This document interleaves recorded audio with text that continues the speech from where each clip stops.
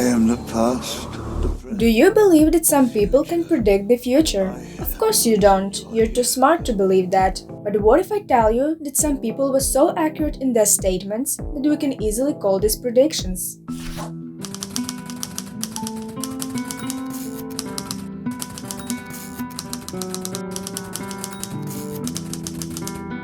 Just over a century ago, the sinking of the RMS Titanic, which was one of the largest ships ever built, became one of the most well-known maritime disasters in history. In 1898, just 14 years before the Titanic sinking, the writer Morgan Robertson wrote the novel Futility that foresaw the tragedy.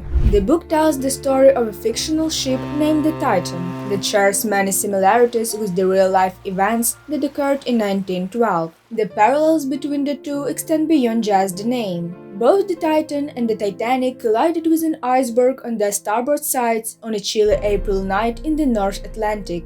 They were both deemed unsinkable, had a comparable number of passengers and crew, and only had slightly more lifeboats than the legal minimum, resulting in a devastating loss of life. The Titan was even described as being similar in size and speed to the RMS Titanic. Robertson was accused of having psychic abilities for the rest of his life, but he always maintained that the similarities were due to his extensive knowledge of shipbuilding.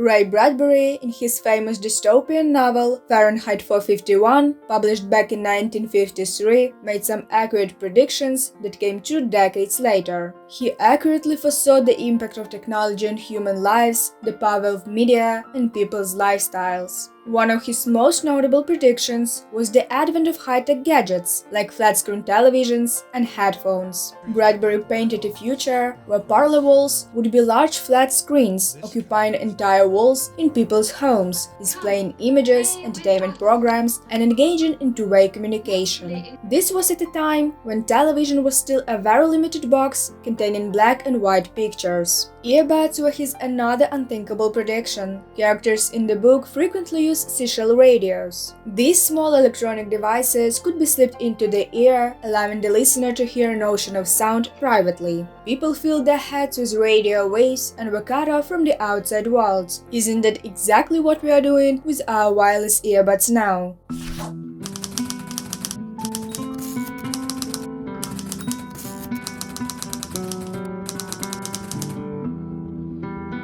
Herbert Wells was another writer who made an accurate and at the same time scary prediction. In his novel The World Set Free, published in 1914, he envisioned an incredibly powerful weapon that closely resembles what we now know as an atomic bomb. He even coined the term atomic bombs. The concept in the book involves scientists discovering a method to release energy from radioactive elements like uranium, creating destructive bombs that continue to explode indefinitely. Almost 30 years before the bombing of Hiroshima and Nagasaki, he had already envisioned the world-changing destructive power and the dreadful aftermath of the lingering radiation, which tragically became a reality. Although he didn't have the technicalities right, the fundamental concept was spot on.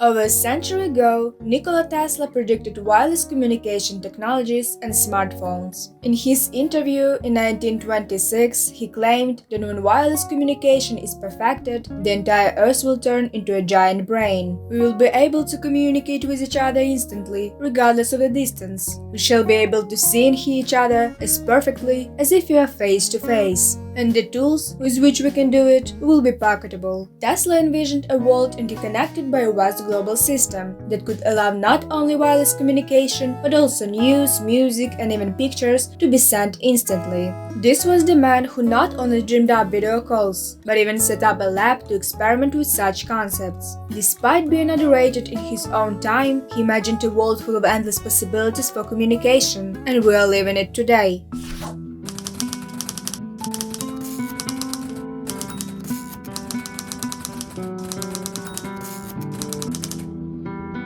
Now let me tell you about John Alfred Watkins, a civil engineer who made some predictions about photography way back in 1900. He had a vision of our deep obsession with photography and how technology would impact it. He imagined a future where we could effortlessly capture and preserve any moment anywhere in the world.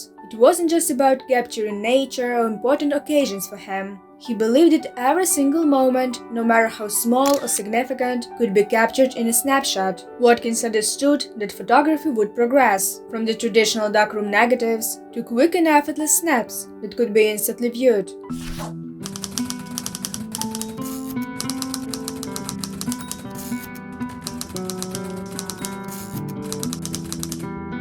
During the 17th century, the Irish chemist and philosopher Robert Boyle made one of his weirdest, yet amazingly accurate predictions. In an age when medical science was more about bloodletting and leeches, he talked about the prolongation of life and believed that science would one day help in achieving this. He envisaged the replacement of aging and dysfunctional body parts to extend life, an idea we see realized in today's organ transplants. Now, we don't have any direct quotes from him on this, but his studies on blood circulation were crucial. They helped build the foundations of modern transplantology. It's amazing to think that what was considered a fantastical concept during Boyle's time has now become a routine medical procedure, changing and saving lives.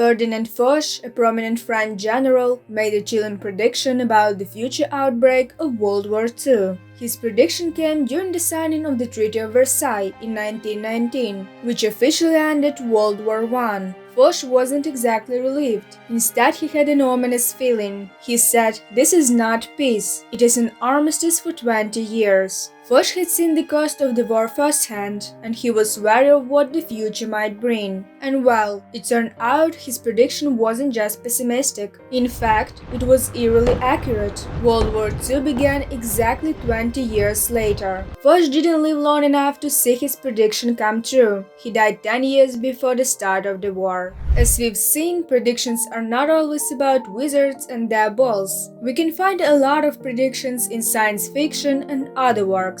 But let's not forget that fiction writers do not predict the future. They inspire future scientists to change the world. The same can be said about scientists of the past. They didn't will some sacred knowledge. They just had a good understanding of their field and could see further development in it. So if you are really curious about what awaits us, feel free to dive into science and science fiction, because that's what lets us look into the future.